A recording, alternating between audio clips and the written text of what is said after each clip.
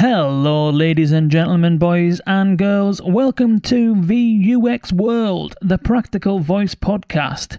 This episode is brought to you by Mobile UX London, which is Europe's most forward-thinking UX and design conference. It's happening on the 20th of November and it's in central London. It's covering topics like augmented reality, virtual reality, and, of course, voice. Speakers there are from Google, there's speakers there from Just Eat, and a whole host of other innovative digital companies working on a whole host of innovative projects in the emerging tech field. The conference is looking at how emerging technology is going to and is changing design. It's set to be an absolutely amazing day. If you go to mobileuxlondon.com, you can find your tickets there, and if you use promo code VUXWorld, you'll save 20%. Go check it out right now, and I'll see you there on the 20th of November. Now, without further ado, let's get on with the show. Hello there, Dustin. Welcome again. Hey, Kane. How's it going? Yes, not too bad, thank you. Not too bad. How's it going over there? Good. I'm excited about this show today. It's about a Netflix show, or the work for a Netflix show, so I can finally justify all those hours I spent watching Netflix instead of doing work. It was just research. It wasn't just vegging out. Yeah, it is. It's going to be good. Today's guest is Tony Lizza of Apollo Matrix.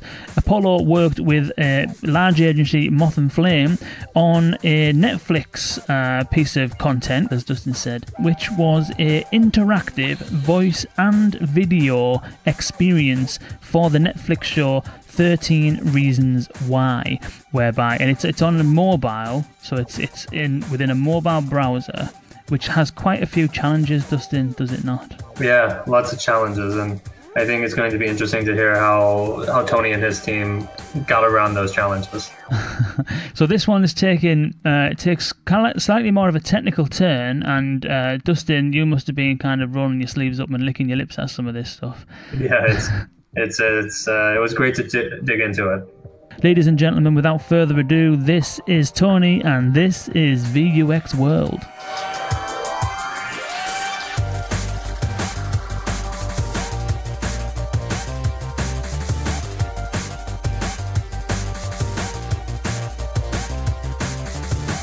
So, yeah, cheers for joining us, Tony. We'll get into it if you like, and we'll maybe start with your background, sure, Tony, and go through that, and then we'll maybe have a chat about the project and what it was and how it works and stuff, and then get into some of the challenges you had and whatnot, and then see kind of where the conversation goes, really. Yep, sure. Yeah. So, my background is I'm a project manager for a company called Apollo Matrix, and we do primarily mobile and web apps, but we've been getting more into video and new media. We've partnered up with a New York-based production company called Moth and Flame, and my boss is the CEO of my company, and he's the general manager of this production company, Moth and Flame, and really sort of a personal union where the two companies are separate, but they work very closely together. And so we did a lot of work with virtual reality and new media, and we were approached by Netflix to create an immersive, interactive promotional experience for the second season of the show 13 Reasons Why, which is it's the biggest show that Netflix has going right now. I remember, and I didn't have time to fact check this, but our director said that the biggest premiere in Netflix history, the biggest show in Netflix history was 13 Reasons Why, and the second biggest is 13 Reasons Why Season 2. So we had our work cut out for us.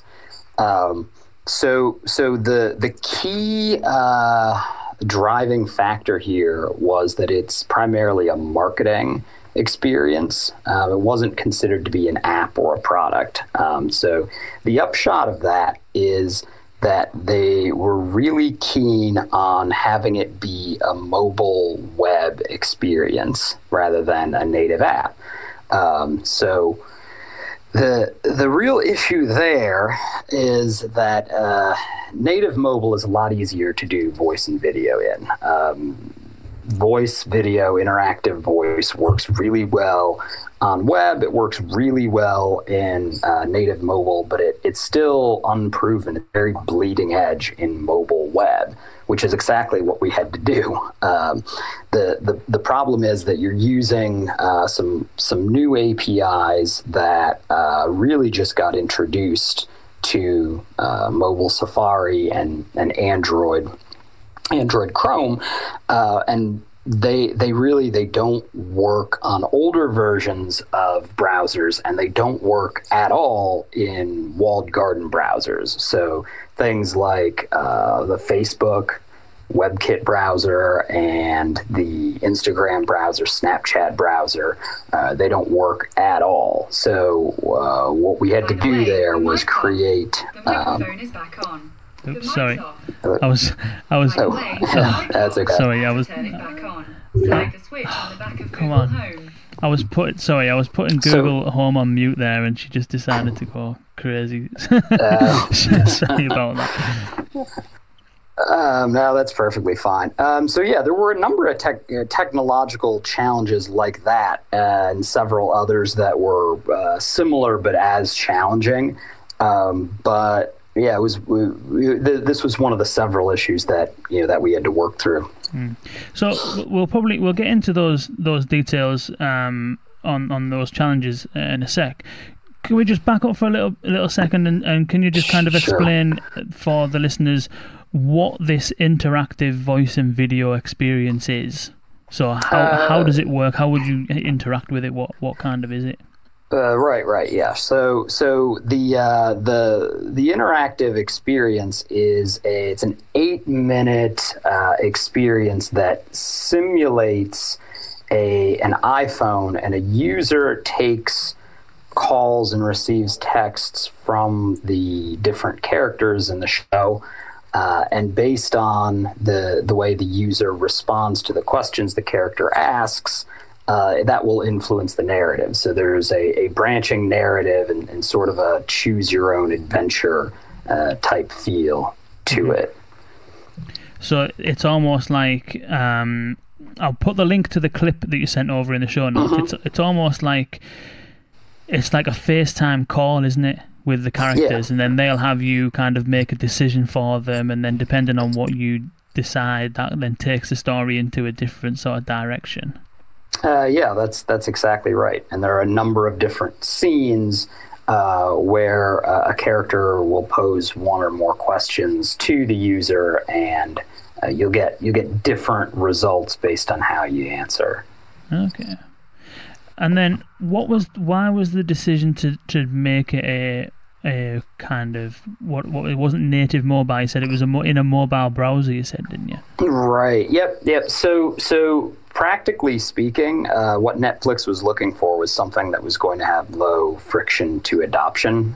They didn't want people to have to download a mobile app in order to get started. They want something that they would be able to put advertisements for on places like Facebook, Instagram, Snapchat, and the like, and have people start to use it more or less immediately. So that really kind of forced our hand on the mobile web thing. And what was your role in it? I think, did you get involved further down the line post-production, or were you involved at the start in terms of the design and the kind of creation of it all? That's a good question. So a lot of the work that I did was on the more technical side. So I was involved in the technical side from the very beginning, putting together the back end and working as a project manager to build the more technical aspects of the experience. So basically, back end and anything that touched the back end in a technical way. And then I got brought in to assist with some of the production and post-production, specifically around localization. So Netflix being the company that it is with an international reach, they wanted to release the experience in 8 additional languages to English. And so that was a non-trivial task, putting all of that together. Coordinating, putting together all of the different clips and working with the sound guys and working with the translators and the linguists on the Netflix side. So that was another part of the portfolio. Mm. Have you done much, Dustin, in on the voice and video side? Voice and video, no. I'm really interested to hear from you, Tony, some of these technical challenges that you encountered. It's ones that I've encountered quite a bit, and I'm interested in hearing primarily what solutions you came up with. Mm-hmm. Sure. Several challenges. I sort of started talking a little bit about Get User Media, which is the way that we handled the voice aspect in the mobile browser. It was really very bleeding edge at the time. It had only been out for a few months when we started work. Right. And even then, it was only supported in Safari 11 and I think Android Chrome 64. So what we had to do, we had to create a tap-through fallback experience. And from there were design challenges trying to get folks to, when they could, abandon the walled garden if they were coming in through Facebook or Snapchat or something like that, and then open up the app in Safari or Android Chrome. And I want to back up for just a moment. You talked about something, and we've got a lot of developers listening in, but we also have a lot of designers and business people as well. You mentioned something, Get User Media. What's that? Right. Yeah. So Get User Media it's an API that handles media from the user's device, so voice and video. It allows the browser to control the microphone and the camera. So part of the experience is, as Kane said, it's a series of FaceTime conversations. So there's part of the scenes where you'll be able to see yourself sort of as a participant in the conversations. Okay, and so this is where, let's say, if you're a user on the mobile device, you're going to see a pop-up or something like that says website wants to use your microphone or your camera. Right, exactly so. And did you see that as a big leap or a big barrier for adoption for this? As problems go, not really. We had the main thing was sort of getting around the issues with support for Get User Media. Probably far and away the biggest challenge we had was putting together the tap-through experience to support walled gardens or walled garden browsers. And what's a tap-through experience? Right. So tap-through is a version of the experience we put together as a fallback, where instead of responding to the user prompts over using voice, there were buttons that would appear on the screen where a user could tap on the options that they wanted to select. Okay, and so if we think about the interaction model, does this involve as well branching off, I assume, based on what the user is saying as well? So you have to have that speech-to-text component too? It's not necessary that you have to speak, but the user's choices will drive the narrative. So it's either going to be that the user speaks or the user taps. Okay. So, that's what drives the branching narrative. Yeah, that's really interesting to me because I work a lot on the web, on mobile and on desktop web, and as soon as you leave Chrome, the text is non-existent, as you know. Right. Yep. How did you guys solve that? What did you do? Did you turn to any specific APIs? What was the solution there? Sorry, what was the question? To get the speech to text, get the text outside of Chrome, which is the only browser that supports it right now. Did you pull in any external APIs for that? Right. Yeah. No. That's a great question. So yeah, we actually, as part of the development efforts, we built our own back end. We used a library called Pocket Sphinx to do the voice detection. But then we used Google's speech detection API as a fallback. So we did that in order to improve performance, so that the API, so that the app did not need to call the Google API, and it was faster. And we also did it to save money, so that we didn't have to incur the cost of going to Google's API every time. So yeah, it ended up working out and saving the folks at Netflix a good deal of money in that respect. Right, I bet. Those Google APIs can be quite expensive sometimes. Yeah, yep. But you mentioned that you would fall back to the Google API sometimes. What was that mechanism?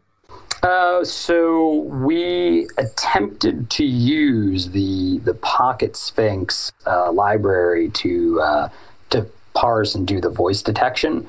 But if the Pocket Sphinx library came back with no match, it would try to use the Google API.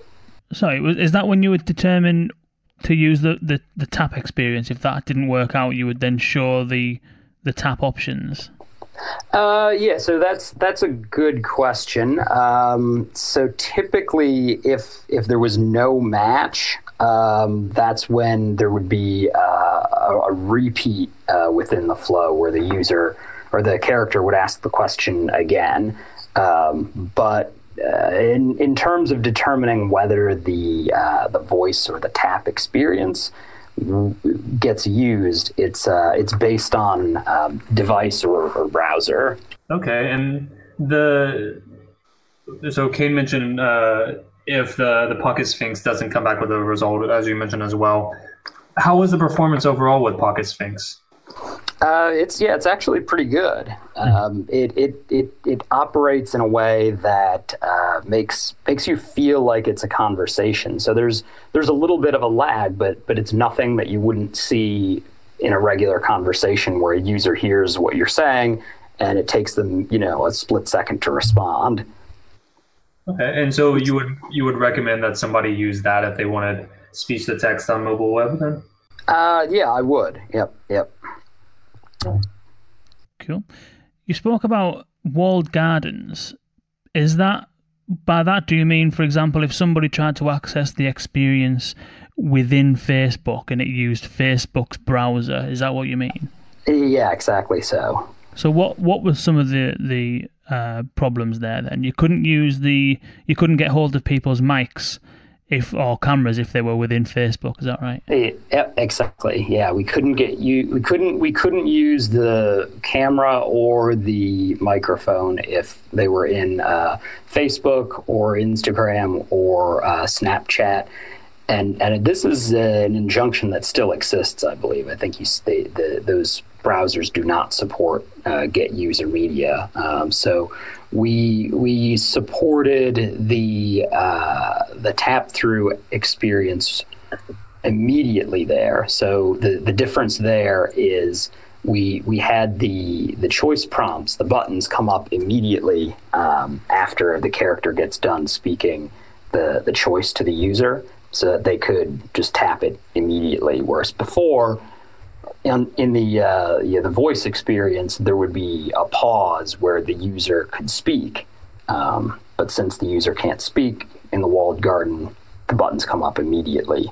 And then partway through the experience, we pop up a notification to the user letting them know that if they visit the URL for the experience, if they go to talktothereasons.com in Safari or Android Chrome, they can view the experience using their in voice mode. Okay, so you didn't try and get them straight into the interactive voice experience immediately. You would just take it as if they're in a social media environment, then you wouldn't try and get them over to the browser. You would just kind of straight away go with the tap experience. Right. Yeah, that's a good point. So yeah, there was an inflection point where we would prompt the user. We would ask them. We would let them know that there was a voice option at the front end. But if they were to proceed into the tap through experience, if they were to proceed anyway, then part of the way through we would give them another notification that the voice experience is an option. And how did the interaction numbers measure up between the tap experience and the voice experience? Did you see one being used more often for longer than the other? Right. Yeah, that's a great question. We actually found that people spent more time on voice because I think what was happening is that people abandoned the tap through once they saw that they were able to get the voice experience. So either immediately or part of the way through, they abandoned the tap through experience and then opened up the experience in Safari or Chrome. That's interesting. So what that would lead us to believe then is that actually if you provide an interactive voice experience, then that's actually preferable in certain environments to what people would typically be accustomed to, which is what you're likely to find everywhere else at the moment is a tap-in kind of experience. It's interesting that people would prefer to use the voice, isn't it? Mm-hmm. Yeah. And I don't know if you can draw a general conclusion from that, or if it's just because the experience is so visceral and emotional. People, particularly with 13 Reasons Why, young people really connect with the show and they feel a bond with the characters. So if they're able to speak to the characters and have the characters talk back to them, that's something that they want to do, rather than just booking a flight or something like that, or doing something transactional. Whereas maybe they might be more keen on tapping through in a case like that. That's interesting. What was? Have you had any kind of user feedback in terms of how people found that kind of interactive voice and video kind of experience? Have you had any either reviews or any kind of feedback from customers in terms of what their thoughts are on it? Yeah. So one of the things that we did, we actually, I didn't do this. I wasn't part of this experience, but there was a usability study at Netflix a couple of months before the release of the experience, where they got fans of the show to demo the experience. And I mean, it got good reviews. People liked interacting with the character, but the sort of the emotional aspect that I started to talk about earlier really hit home in that some of the characters, or rather some of the participants, found one interaction in particular to be very jarring and overly emotional. And it was actually a scene where the user speaks to the show's villain. And yeah, we had to remove that in favor of something else. We changed it into a text interaction. So people were, why was that then? Was that because the villain was particularly villainish? Yeah, he's particularly loathsome. Even as villains go, it's not one of these sort of modern TV anti-hero kind of things. He's just an outright villain. Yeah, nobody likes him. So that was one thing. But yeah, it's been getting a lot of positive media after release.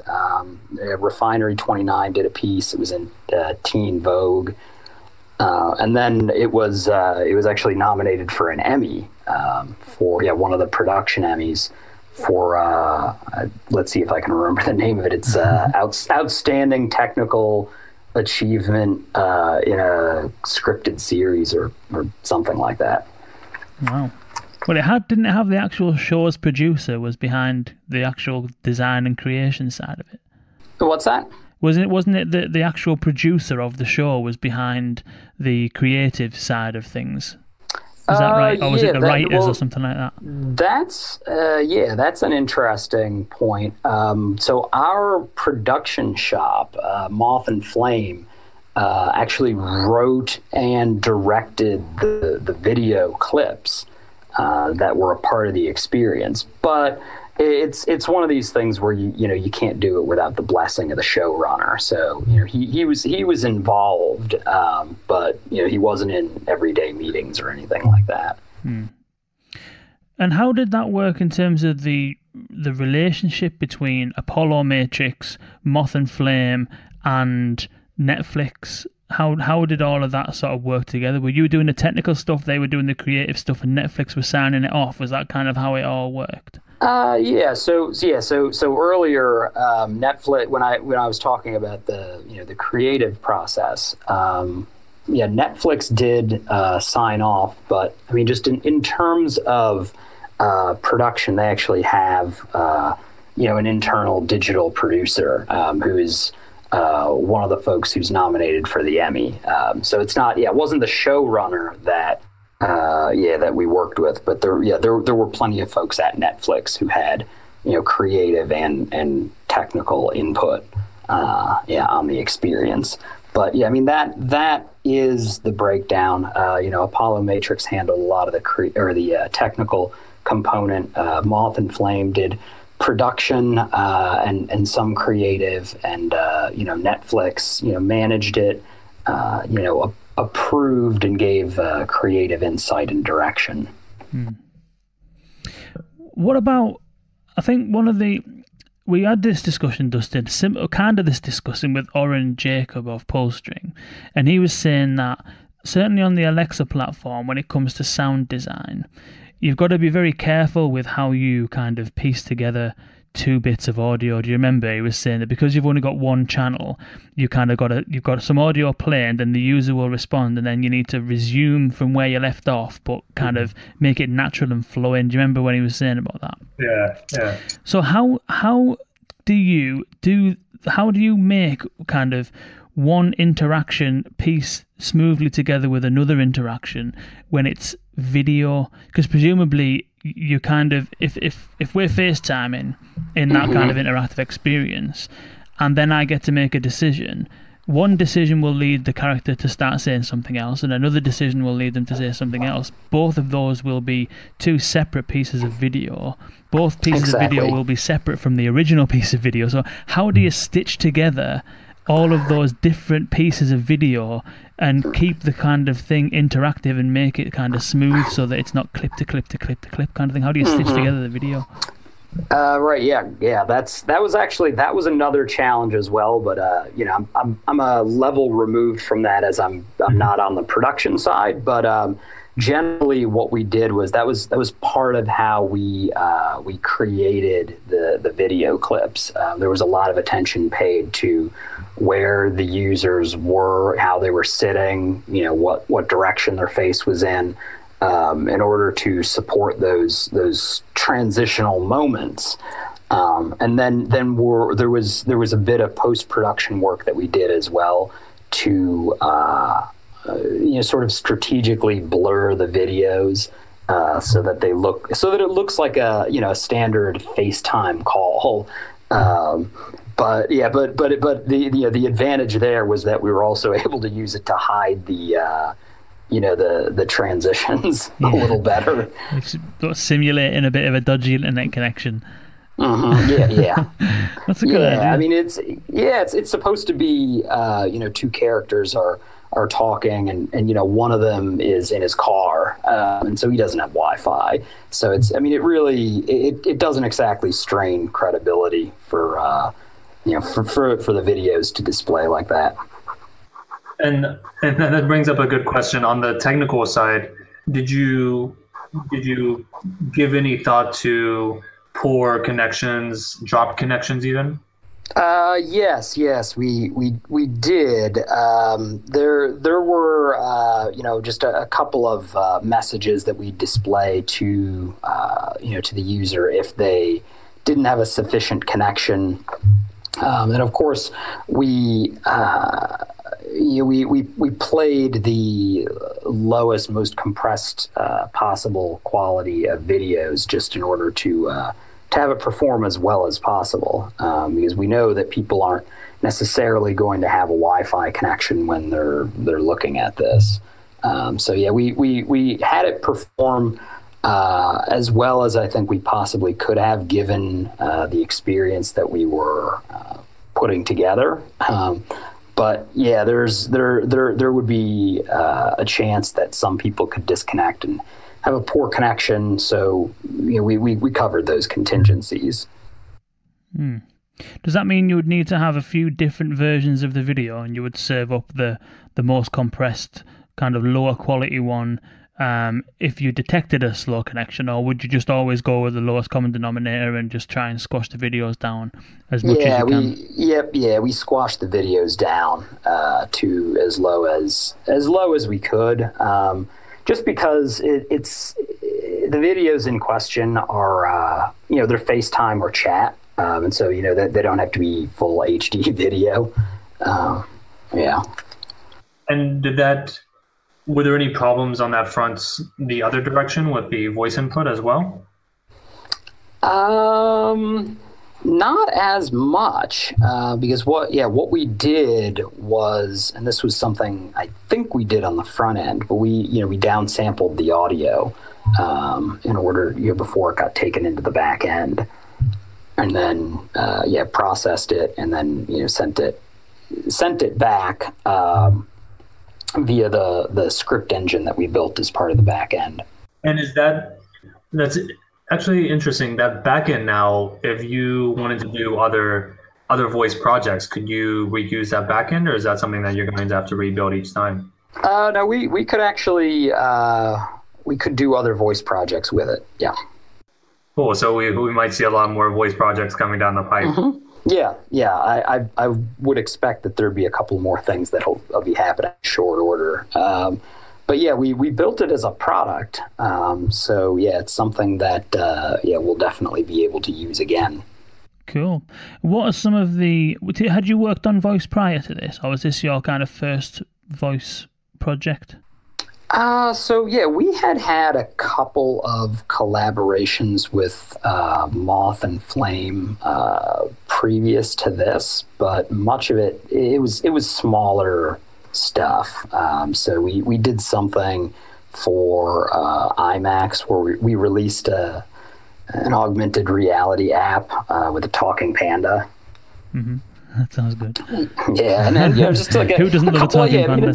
Right. Yeah, it was great. So what advice would you have for? Because I think that the voice and video thing is something that I think that it's going to start happening more and more. That because you've got your likes of the Echo shows and the Echo spots with the screen, and I know that Google quite like the sort of multimodal kind of experience. And at the moment, it's a little bit primitive in terms of your responses. Certainly on the Echo, it's essentially just an image. But I can certainly see that things will advance where interactive video becomes certainly more kind of prevalent, and I think that judging by the video of 13 Reasons Why, and I haven't quite hooked up the VPN to have a go at the actual experience, but judging by the video, it looks really, really good. So what would your sort of advice be for people who might be thinking about moving or doing something with voice and video? What would your kind of key pointers be based on what you've done with Netflix? My key pointer would probably be consider using native mobile, just because of the issues associated with mobile web. And we overcame them, but they were a little difficult, just in a technical sense. Yeah, I would say unless you had a really, really great case for mobile web, native mobile would be is a great way forward there.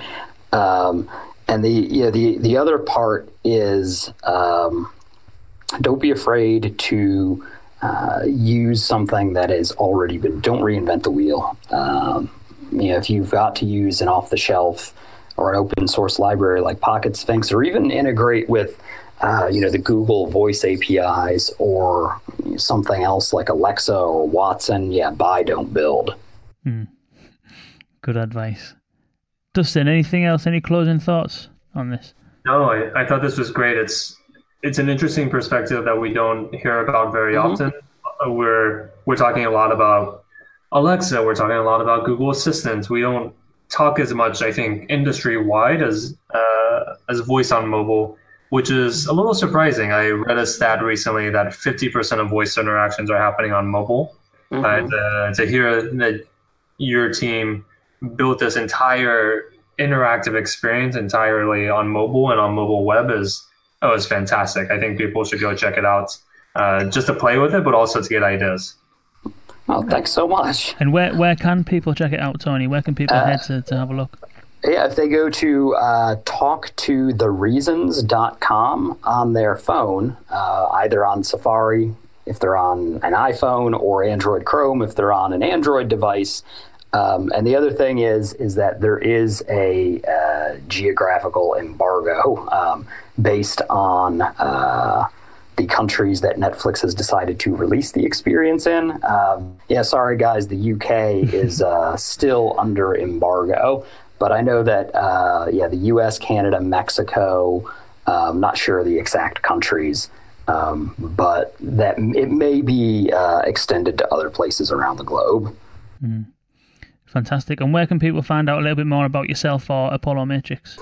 If they go to our website, apollomatrix.com, we have a lot of information about our prior projects and some of the work that we do. Fantastic. Tony, it's been a pleasure. Thank you so much. As Dustin said, that is an immense achievement to get all of that working in a mobile browser. I'll definitely encourage everybody to go and check that out. It sounds absolutely fantastic. Thank you so much for sharing those challenges with us and sharing your experiences. It's been absolutely fantastic. Oh, thanks so much, guys. That was Tony Lizza of Apollo Matrix talking about voice and video, interactive voice and video implementation. I'm glad we got into some of the technical detail there, and Dustin is going to be doing a lot more of these kind of episodes for you developers out there to get into some of the technical details of voice first and voice development. So look out for some of those episodes coming soon. Thank you, Tony. That was such an interesting discussion. I think voice and video is going to become something that is certainly more common. That kind of interactive experience is absolutely fantastic. It's interactive cinema. I can see that, new films launching, new series launching. I can see all of those having something very similar to this in future, and I can see this being a thing in its own right. I can see specific series being created based on an interactive video and voice experience. I think that's probably the next step for content production. I can certainly see that taking off. Interesting some of the challenges that you faced when designing or implementing on a mobile browser, and if you are thinking about doing something similar, then heed Tony's advice and probably stay away from mobile browsers in future and try and use the native mobile experience instead. Interesting conversation. I'm glad that Tony was able to join us. Thank you, Tony, for joining us. Thank you, Dustin, as well, and thank you all for listening. Now, until next time, see you later.